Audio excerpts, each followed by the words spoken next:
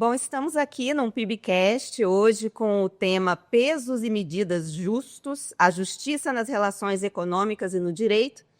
Eu me chamo Raquel Calegário, sou host aqui no nosso podcast. Já vou pedindo para vocês curtirem, compartilharem. Quem estiver aí no Spotify, ele também dá 5 estrelas para a gente. E hoje a gente está com um convidado muito querido, Dr. Wesley Lousada, pessoa assim fantástica, um grande advogado, alguém que a gente tem um respeito muito grande na OAB, né, na área de atuação dele, dentro do direito civil, das relações consumeristas, mas eu estou falando e quem precisa de falar aí é o Dr. Wesley, né, doutor? Fica à vontade, pode se apresentar. Olá, Raquel, tudo bem? Agradeço demais o convite, né, para a gente bater um papo aqui, né, sobre questões que trazem uma correlação direta entre os ensinamentos bíblicos e o direito, né? Que são, na verdade, são situações que se entrelaçam, né? Porque a gente não pode esquecer que a Bíblia, principalmente em alguns livros do Antigo Testamento, traz normas jurídicas, algumas delas que, inclusive, até hoje se aplicam em Israel e mesmo em países muçulmanos, por incrível que pareça, né? Mas normas jurídicas que a gente encontra na Bíblia e que, se elas hoje não se aplicam, né, no nosso ordenamento jurídico, aqui no Brasil, claro que nós temos, né, todo um ordenamento completo a partir da Constituição e normas depois infraconstitucionais, mas elas servem de inspiração, sim, né?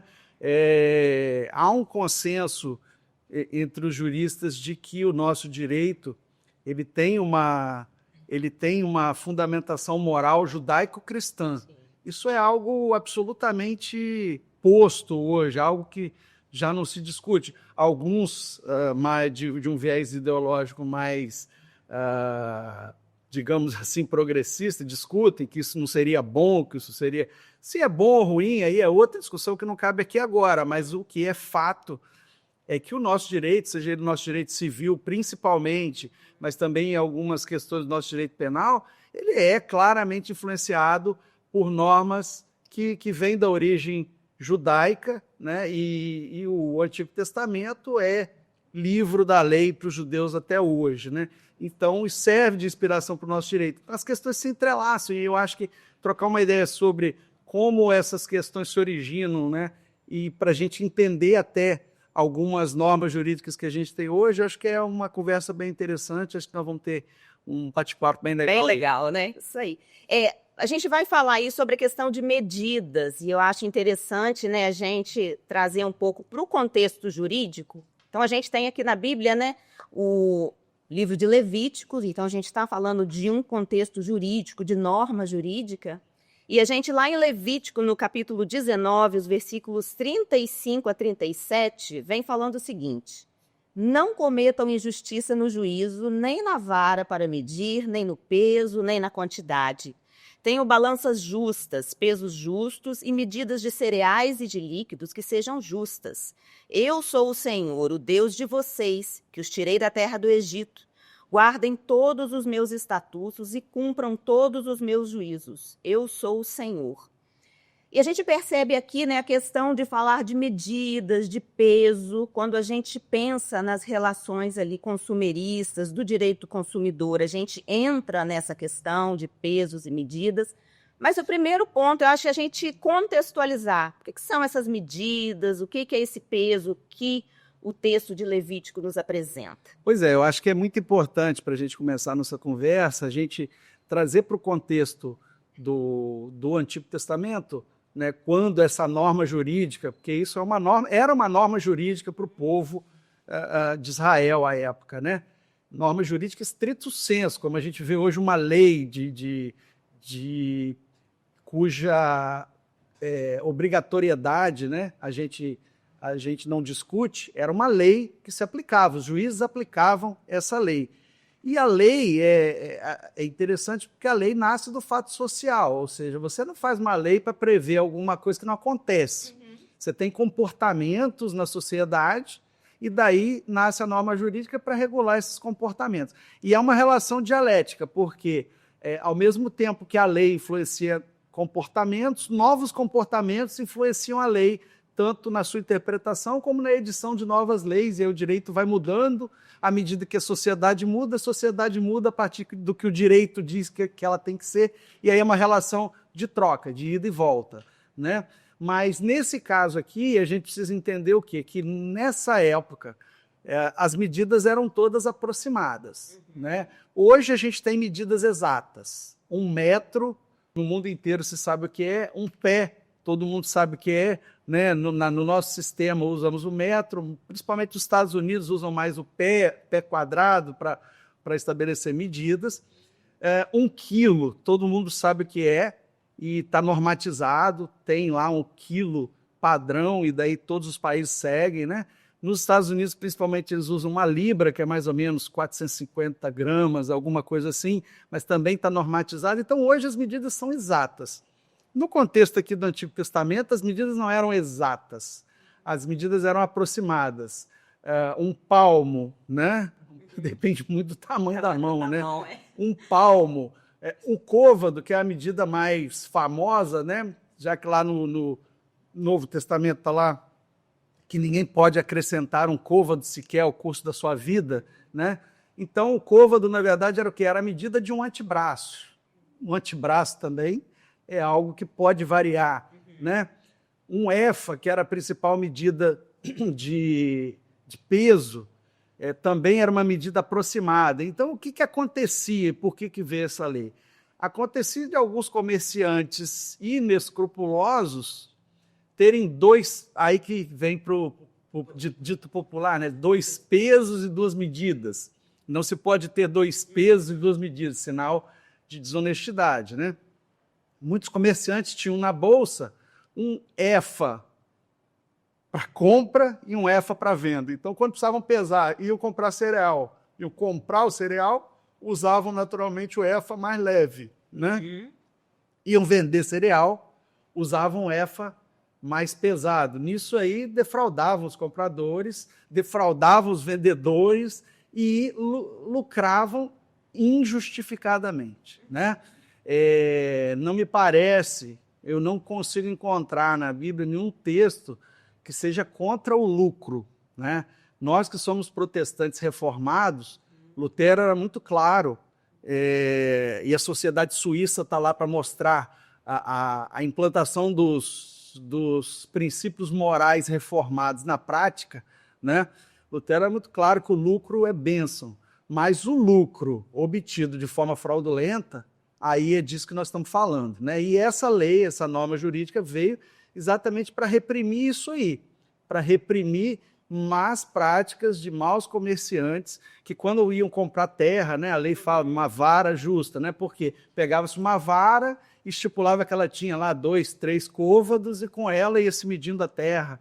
E aí, claro, se houvesse uma pequena diferença aí para mais ou para menos, alguém ia ser prejudicado, né?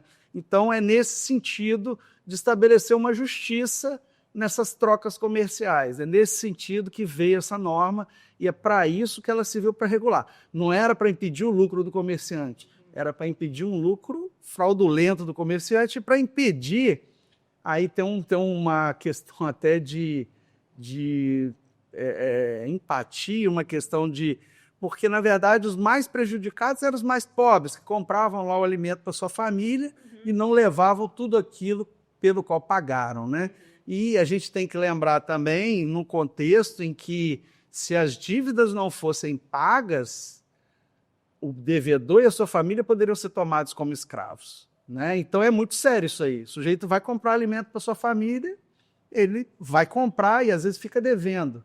E ficando devendo, se não pudesse pagar por um motivo ou por outro, podia ser tomado por escravo ele e a sua família. Então, é uma questão muito séria. Não ia simplesmente o nome para o SPC ou Serasa como hoje, mas ele poderia virar escravo. Depois, no direito romano, inclusive, né, até no direito romano antigo, até a Lex Petelia Papiri, que, se não me engano, foi por volta do ano 250, o credor poderia levar o devedor perante o pretor e exigir o pagamento. Se ele não pagasse, ele ficaria como escravo na casa do credor durante 30 dias, recebendo apenas pão e água. Passados os 30 dias, ele voltava E caso ele não pagasse, ou tivesse alguém que por ele pagasse ou prestasse fiança, ele poderia ser levado trans-Tíbere, né, além do rio Tibre, que era o limite de Roma, poderia ser esquartejado e as suas partes distribuídas entre os credores na medida do seu crédito. Então, nós estamos falando de alguma coisa bem séria, né, de você defraudar alguém, não era como hoje, que escrevia o nome no céu, não. Cortava o sujeito em pedaços ou transformava ele e sua família em escravos. Então, é uma coisa bem séria.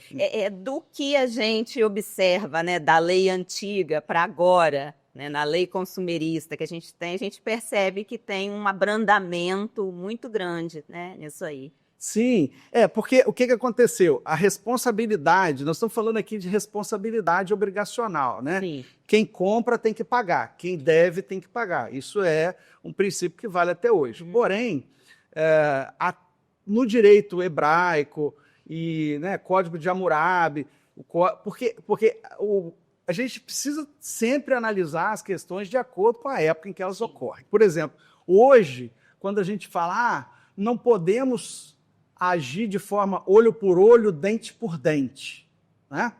Só que o olho por olho, dente por dente, que está previsto inclusive aqui na Bíblia, está previsto em vários códigos antigos, Código de Hammurabi, Código de Manu, ele foi um grande avanço civilizacional. Hoje a gente olha e fala assim, não podemos agir olho por olho, dente por dente. Mas o olho por olho, dente por dente foi um grande avanço. Por quê? A partir do olho por olho, dente por dente, se alguém, por exemplo, causasse um dano ao vizinho ou não pagasse alguma coisa, ele poderia ser infligido pessoalmente até aquele limite. Porque antes disso, se ele comprasse e não pagasse, por exemplo, você poderia vir, a tribo vizinha poderia vir e tomar ele, seus parentes, eventualmente a tribo toda como escravo. Então não havia uma proporção entre o dano causado e a reparação. Aí um causava dano ao outro, o outro retrucava com a vingança privada de 10 vezes mais, o outro ia com 100 vezes mais, e isso, por vezes, virava uma guerra, em que uma tribo exterminava outra tribo ou tomava outra tribo por inteira por escravo. O olho por olho, dente por dente é uma grande evolução. Olha, perdeu um dente, pode tirar um dente do outro, mas não pode matar. E nem matar a família dele toda. Então já é uma grande evolução. Mas aí essa evolução não para e você vai vendo, a partir do direito romano, então, dessa lei, né, chamada Lex Petelia Papyri, do século III, não tem uma data muito exata, não. Parece que ela foi mais ou menos em 253, 250 e pouco. Tem uma data muito exata, isso também não é muito importante. Mas a partir dessa lei, a responsabilidade ela deixa de ser pessoal, ela deixa de incidir na pessoa do devedor e passa a ser patrimonial, passa a incidir no patrimônio do devedor. Por isso que hoje, se alguém compra e não paga, ele não pode ser preso, né? A nossa Constituição é muito clara, ninguém pode ser preso por dívida, a não ser a dívida relativa a alimentos, né? Que é uma exceção prevista, inclusive, em tratados internacionais, que o Brasil é signatário e tudo. Talvez hoje seja a única dívida que leva alguém para a prisão, o não pagamento injustificado de pensão alimentícia, né? Fora isso, não. O sujeito que compra e não paga vai ter o seu patrimônio afetado. Se o patrimônio não for suficiente para pagar a dívida, infelizmente o credor vai ficar sem receber, né? Porque a responsabilidade hoje é de natureza patrimonial e não de natureza pessoal, como era antigamente. Então você vê que aí, nesse contexto, essa norma se torna ainda mais importante. Porque se você, mediante fraude, você pode adquirir a liberdade do sujeito e da família dele toda, por conseguinte, né? Então, é um contexto muito sério. A norma é muito séria para a época. Não é hoje como o sujeito comprar uma coisa de 1 quilo e receber 900 gramas, que não vai trazer grandes prejuízos. É uma coisa realmente que poderia levar a consequências muito graves. Entendi. E quando a gente fala dentro do ordenamento jurídico, a gente trata da questão da boa-fé objetiva e da boa-fé subjetiva.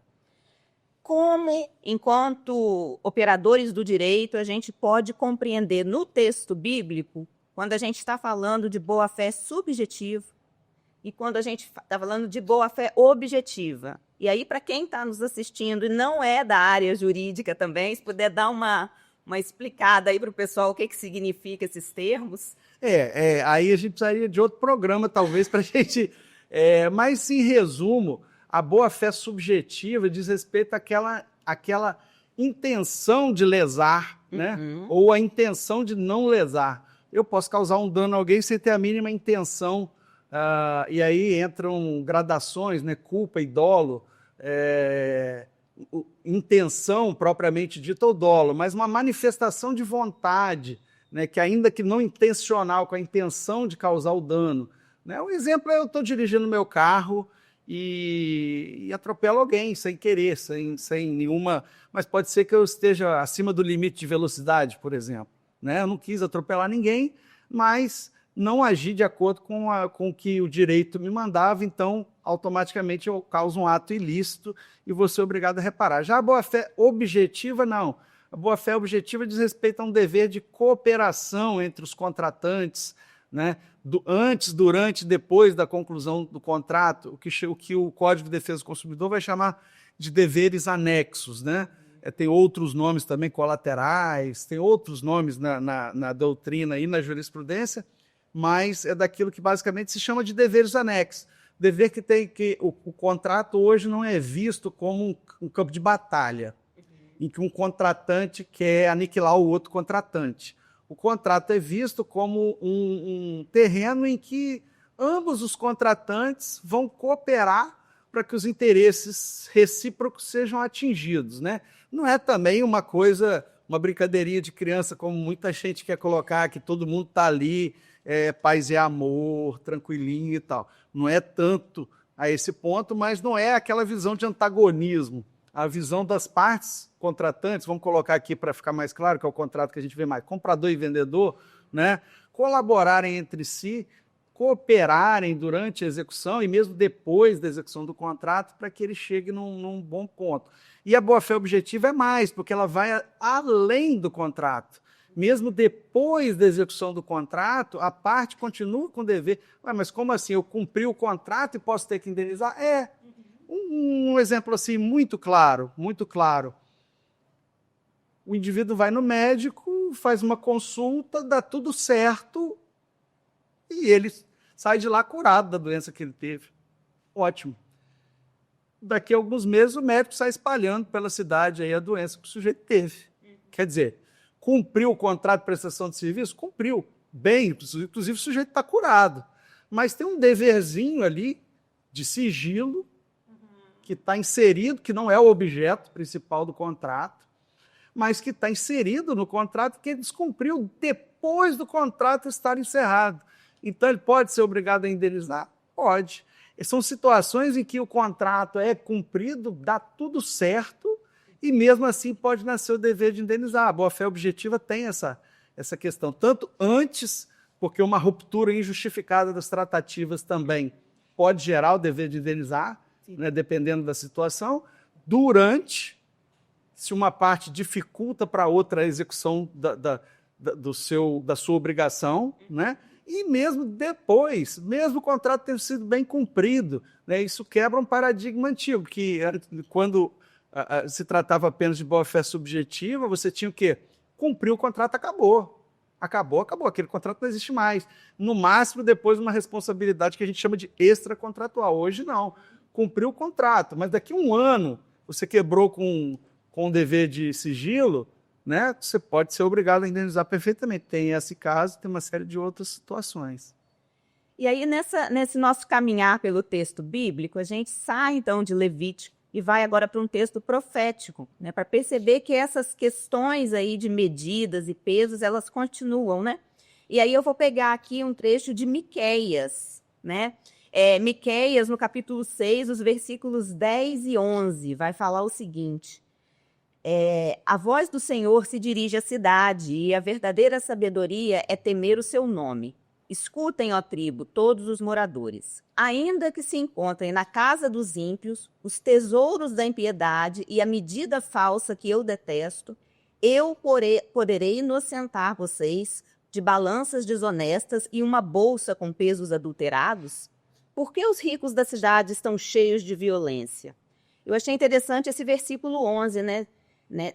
o questionamento: poderei eu inocentar balanças desonestas e uma bolsa com pesos adulterados? Isso é muito sério, porque, vê bem, o que Deus não pode? É uma pergunta retórica, né? É uma pergunta retórica. O que Deus não pode fazer? Deus pode fazer tudo.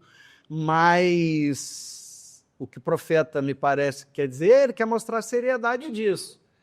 Olha, poderei eu inocentar vocês desse crime? Não. Então, olha a importância que isso ganha, né? E olha que aqui a gente já está aqui alguns séculos depois daquela norma primeira que a gente viu lá em Levítico. Sim, isso aí. Mostra que o problema persistiu. E aí vem uma questão do direito, né? Muita gente...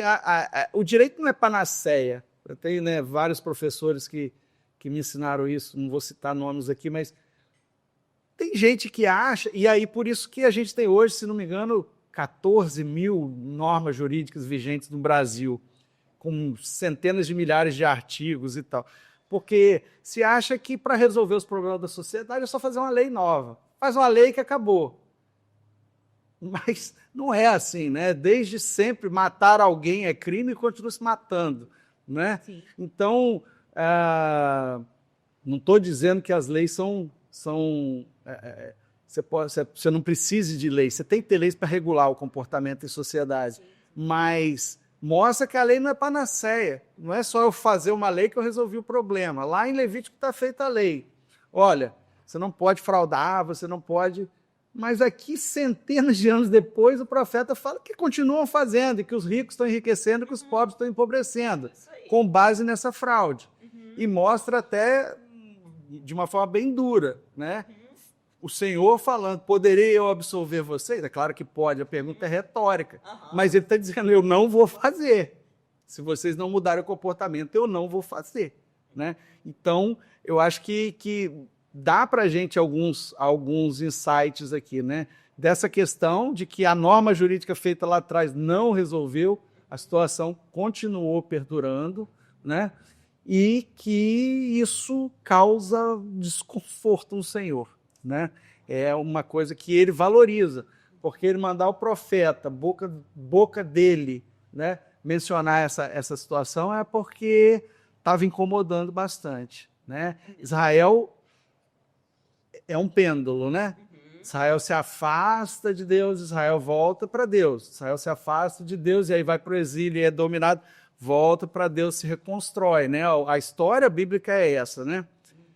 É o povo que tem uma bênção que vai ficar até o final dos tempos, mas é um povo que vira e mexe, vai e volta, né? E esses momentos dos profetas eram exatamente aqueles momentos em que o povo estava se afastando e eles vinham para tentar trazer de volta. Então, acho que mostra bem a importância do tema, né? O tema não morreu ao longo de séculos aí. Não. E vem até hoje, né? E ele traz um monte de implicações, né, que a gente pode tirar, porque hoje você não trata mais somente de pesos e medidas e tal, isso vai muito além, né? Isso traz questões morais, questões éticas que envolvem o cristianismo e aqueles que seguem essa religião, né?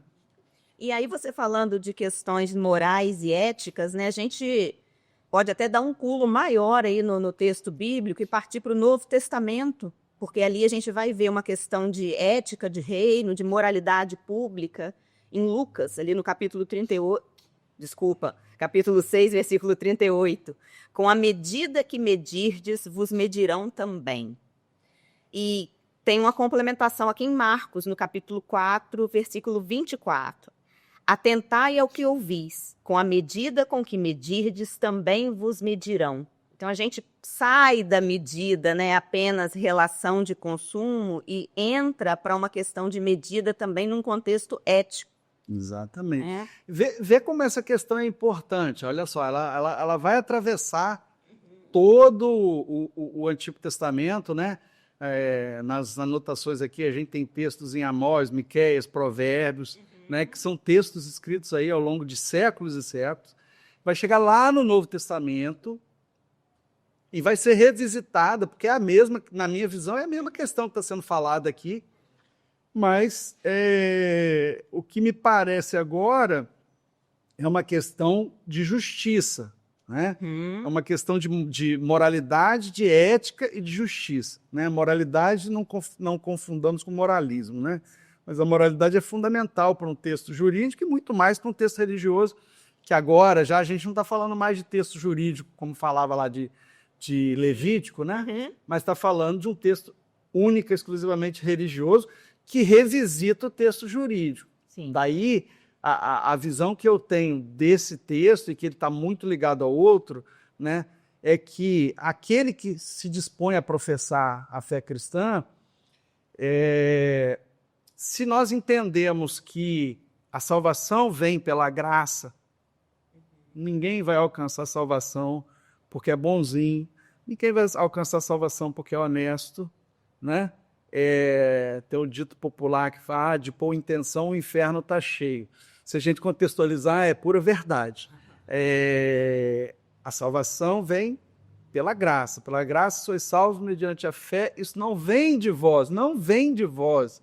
E aí, desculpa quem está acreditando nisso, eu vou respeitar, mas por melhor que seja, não vai chegar. Isso não vem de vós, é dom de Deus. Graça, né? Favor imerecido. Então, se por um lado a salvação não vem por bom procedimento, por outro lado, é muito difícil imaginar a salvação vindo para aquele que procede mal. Se o bom proceder não é causa de salvação, mas ele tem que ser consequência, na minha visão, né? Se você não vai ser salvo porque você foi honesto, agiu bem nos seus negócios e tal, mas se você é salvo, automaticamente você passará a agir. Se já fazia, vai manter esse comportamento, mas se não fazia, automaticamente dali para frente, né, você vai passar a agir de forma correta. O que aconteceu com Zaqueu? Né? Acumulou riqueza de forma fraudulenta. Subiu na árvore, desce aí que eu vou jantar com você. Tá. Jesus foi lá, jantou com ele e tudo. Tá, mas dali tudo bem, dali para trás é uma situação. Dali para frente, quando ele teve um encontro, ele falou, olha, quem eu defraudei, vou devolver lá, não sei quantas vezes mais e tal, e tal, e tal. Ou seja, se você fizer uma conta, na verdade, do que ele prometeu fazer, a gente não tem notícia na Bíblia se ele efetivamente fez, né? Mas o que parece é que se ele efetivamente fez aquilo que ele prometeu que faria, ele ficou pobre. Porque matematicamente, você colocando lá que ele vai devolver em dobro, devolver tantas vezes mais e tal, tirando a parte que ele ganhou honestamente, só do que ele roubou dos outros, ele ia ficar pobre ou, pelo menos, ia ter uma grande lesão na sua fortuna, né? Então, se não é causa, tem que ser consequência. Se agir direitinho nos seus negócios, agir certinho, não lesar ninguém, né? Não vai te levar para o céu, porque não vai, mas se você já teve um encontro com aquele, né, que foi jantar lá na casa do Zaqueu, você tem que mudar seu procedimento, não é possível. Não é possível que você tenha esse encontro e mantenha esse mal proceder, né? O cristão tem que ser pelo menos tão ético quanto aqueles que não são cristãos, né? Porque você tem várias discussões, né? Tem uma discussão, inclusive, que eu acho muito pertinente, né? Se pode existir uma ética fora de princípios cristãos, fora de, pelo menos, que não sejam princípios cristãos, mas de se acreditar numa vida futura, né? Tem um livro que eu gosto muito, até comentei com você, né? Chama Em que creem os que não creem, né? Que são cartas que foram trocadas e publicadas no jornal italiano, entre o então cardeal da Igreja Católica, Carlo Maria Martini, que estava na época cotado para ser papa, quando Bento XVI foi eleito papa. Então, um cardeal bastante importante, um dos maiores teólogos da Igreja Católica da época, acho que já faleceu. E um dos maiores filósofos da nossa era, Humberto Eco, né? que foi seminarista, fez acho que 11 anos de seminário, e na hora de ser ordenado padre, desistiu e tal. Né? Tem O Nome da Rosa, que é um livro que trata bastante dessas questões de igreja e tudo, né? E ele se dizia ateu. Eu até tenho minhas dúvidas se ele era de fato ateu. Eu, lendo o que ele escreve, eu tenho algumas dúvidas. Eu acho que ele mais tinha uma posição política do que qualquer outra coisa. Mas, independente disso, é uma troca de cartas, um debate intelectual altamente refinado, de dois intelectuais altissimamente qualificados, né?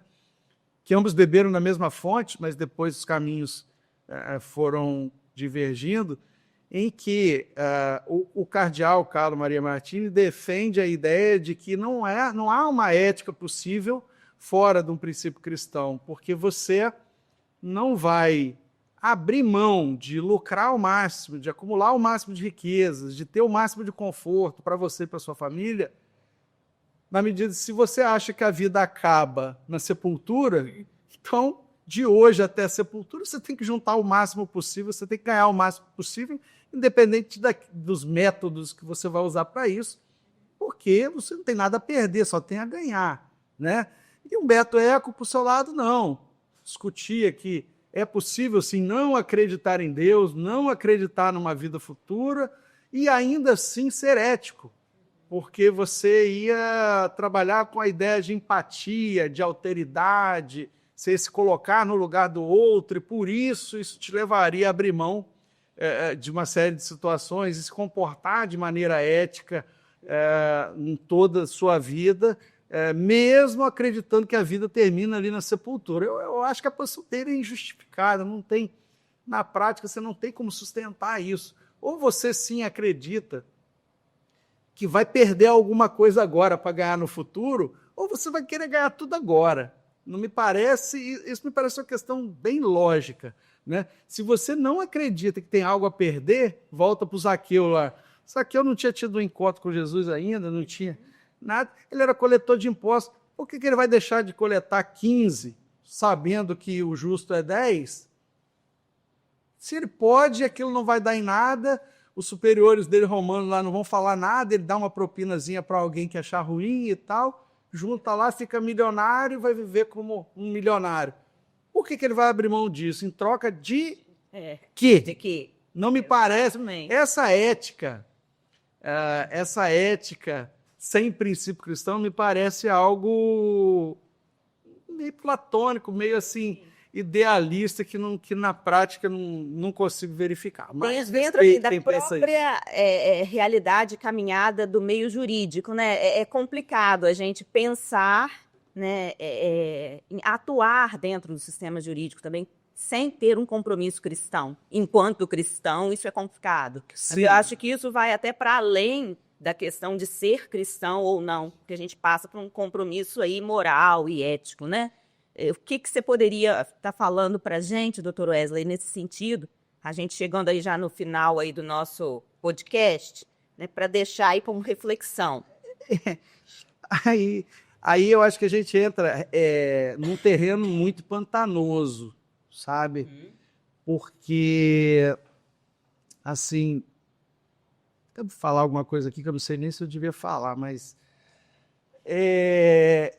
ao longo de 30 anos de uma vida dedicada ao direito e ao ensino do direito e ao dia a dia, né? A vivência no processo judicial em si, nos embates e na academia também, no ensino e tudo, aí eu até sou levado a concordar com Humberto Eco. Por quê? Porque vi nesse tempo pessoas que ao menos se auto-intitulam ateus ou agnósticos ou coisa dessa natureza, procederem de forma muito correta. E vi outros, né, que se intitulam cristãos procederem de forma absolutamente questionável em termos éticos. Então, me parece que nesse caso o rótulo não vai ser muito importante, não. Eu acho que nesse caso a vivência mostra para a gente alguma coisa diferente. Eu acho que vai muito mais de uma questão de criação, de família, estrutura familiar, criação, caráter, limite. Olha, até aqui você vai, daqui para frente você não vai. O que é seu, o que não é seu, não é seu. Não use atalhos, os fins não justificam os meios. Vai muito mais de uma questão de formação moral do que de uma formação religiosa. Voltando para o outro lado. Claro que quem cria filhos dentro do estabelecido da palavra de Deus, automaticamente vai passar para eles esses valores. Nem todos vão absorver, né? Provérbios de lá, ensina a criança no caminho que deve andar e ainda quando for velho, não se esquecerá dele. Mas não quer dizer que ele vai praticar aquilo, ele não vai esquecer, ele vai ter aquilo no coração, ele vai ter aquilo em mente. Mas será que ele vai eleger aquilo como o ideal de vida dele? Aí, né, cabe a cada um, é uma questão de escolha, né? É muito uma questão de escolha. Então, é claro que uma formação familiar dentro de uma dogmática cristã leva ao caminho do bem, leva ao caminho de respeitar os limites dentro dessa questão. Infelizmente, nem sempre se verifica. E o contrário também, né? Você pode ter pessoas que são criadas num ambiente que não tem a palavra de Deus como guia prático de vida, né? Mas que foram ensinadas dentro de critérios morais, éticos, que as levam a ter limites. Sim, acontece, é verificável, né? Mas aí entra uma série de outras questões que, quando você está falando de direito, na verdade, você fala de duas coisas que seduzem muito o ser humano, né? Dinheiro e poder. Dinheiro e poder são duas coisas que movem muitas estruturas. Dinheiro, porque possibilita um estilo de vida, uma aquisição de bens, realização de sonhos.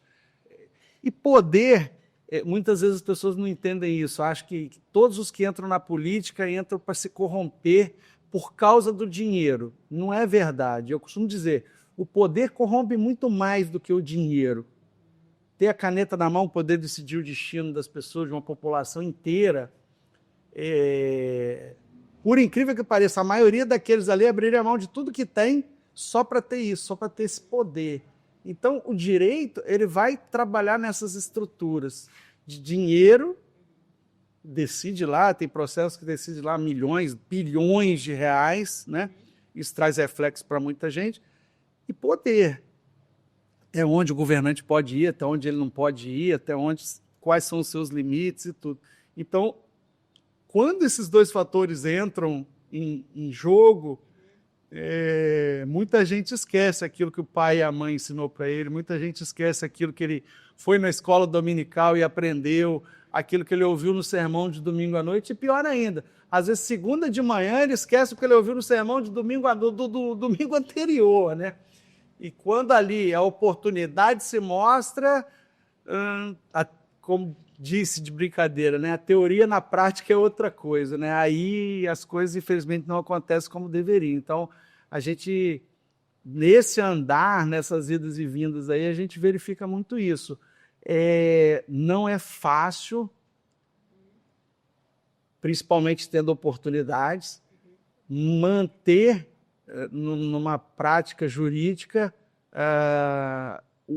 os limites éticos que você recebeu em casa. Não é fácil. Muitas pessoas se deixam seduzir, e aí fez a primeira vez, aí passou do limite, perdeu o limite, aí vai esticando o limite, né? Isso aqui é interessante, que ninguém, assim, todo mundo é ético na sua visão, né? Se você for lá na cadeia, o sujeito, não, eu sou sujeito homem, eu nunca roubei. Já matei 8, mas todos tinham um motivo para morrer, né? Então, a ética dele é uma outra ética. Ele não se acha antiético, ele não se acha imoral. Ele tem uma ética própria. Sim. Não.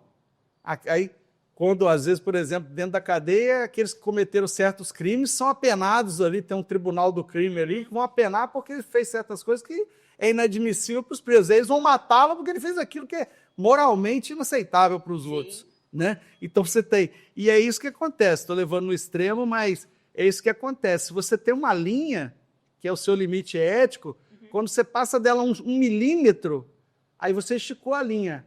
Aí para esticar 1 quilômetro, Falta coisa. é pouca coisa, é consequência. Muito boa a nossa conversa. Queria te agradecer muito, Dr. Wesley, por você estar participando com a gente do nosso PIBcast. Agradecer a todos que nos assistiram também. Não deixem de curtir, compartilhar. Se você estiver aí no Spotify e outras plataformas, não deixe de dar 5 estrelas para a gente. Foi muito boa a sua participação, queria te agradecer muito. Foi um prazer e estou à sua disposição sempre que quiser. Se tiver algum outro tema que quiser conversar, bater um papo, estou à sua disposição sempre. Maravilha, tá? ótimo. A hora que você quiser, é só me chamar que eu estou de volta aqui. Ótimo, muito Tá obrigada, muito obrigada. Nada.